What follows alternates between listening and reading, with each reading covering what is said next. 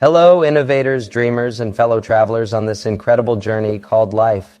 You know, people often ask me, Elon, how do you do it?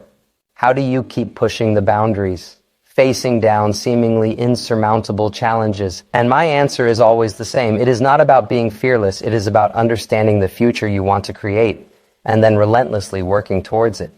From a young age, I was not just dreaming of a better world. I was obsessing over it. The big questions: how do we accelerate humanity's progress?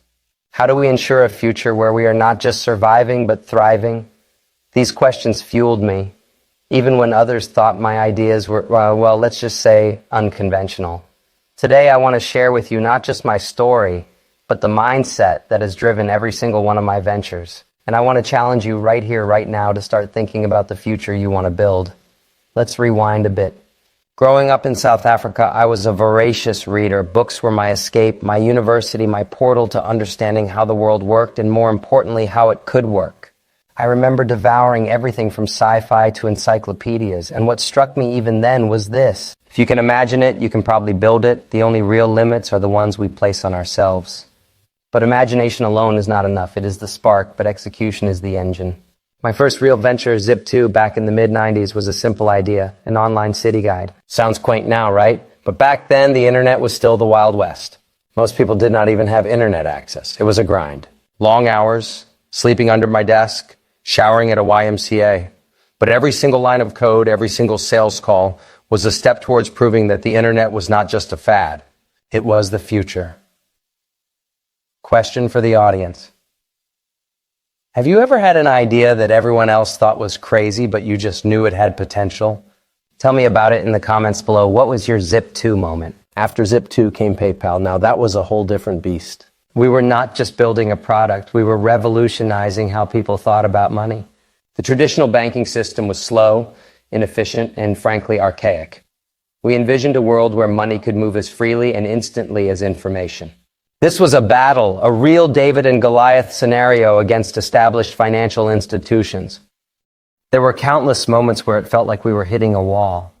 Regulatory hurdles, technical challenges, internal disagreements.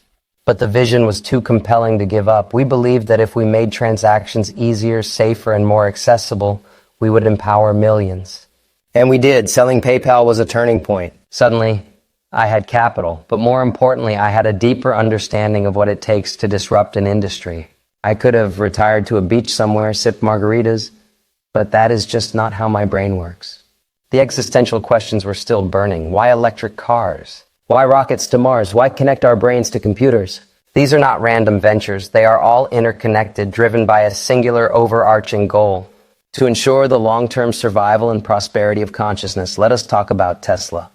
When I invested in Tesla, electric cars were seen as golf carts, slow, ugly, and with terrible range.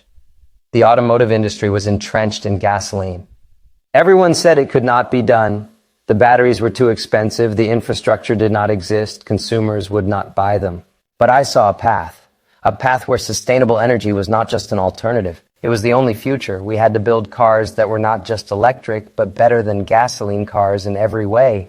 Faster, safer, more technologically advanced. We did not just want to make electric cars, we wanted to make desirable electric cars. We faced bankruptcy multiple times. The financial crisis of 2008 almost wiped us out. I poured every last dollar I had into keeping both Tesla and SpaceX alive. There were days when I seriously wondered if I had made the biggest mistake of my life.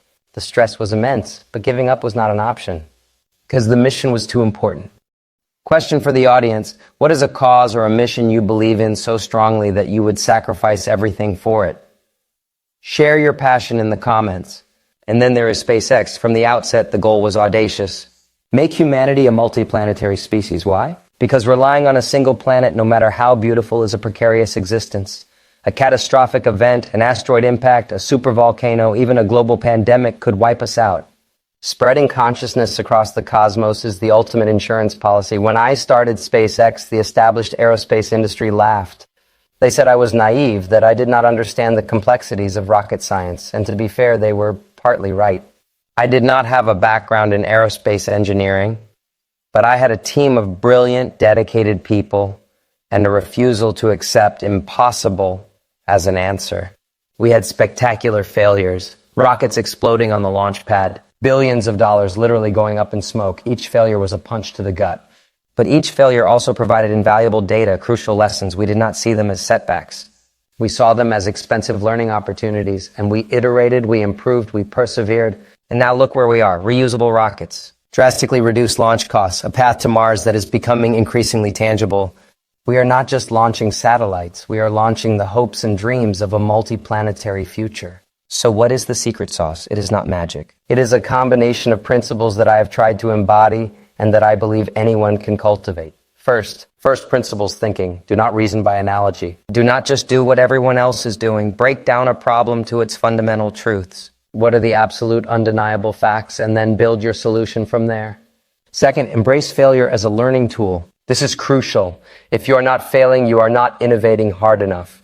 Failure is not the opposite of success. It is a stepping stone to success. Learn from it, adapt, and move forward. Do not let the fear of failure paralyze you. Third, work ethic is non-negotiable. There is no substitute for hard work.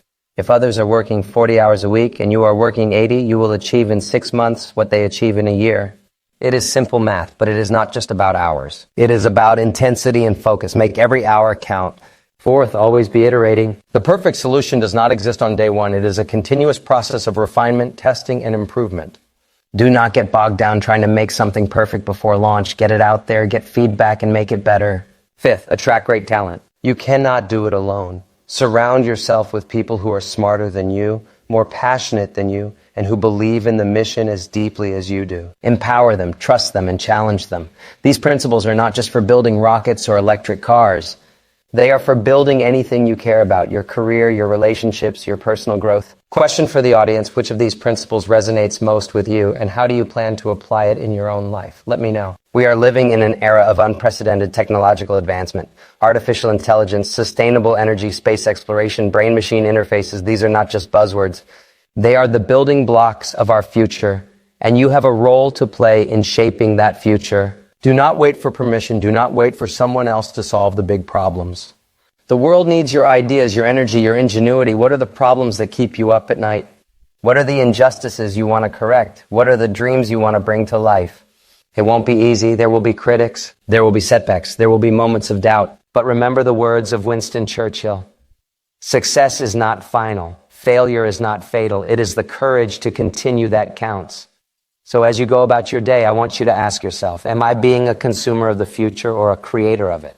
Am I letting fear hold me back, or am I embracing the challenge? The future is not something that just happens to us. It is something we build brick by arduous brick, line of code by challenging line of code, rocket launch by daring rocket launch, and I believe in you. I believe in humanity's potential to solve even the most daunting problems, so go forth. Innovate, build, dream bigger than anyone thinks possible. And never, ever give up on creating the future you believe in. Because the future of humanity, well, that is up to all of us.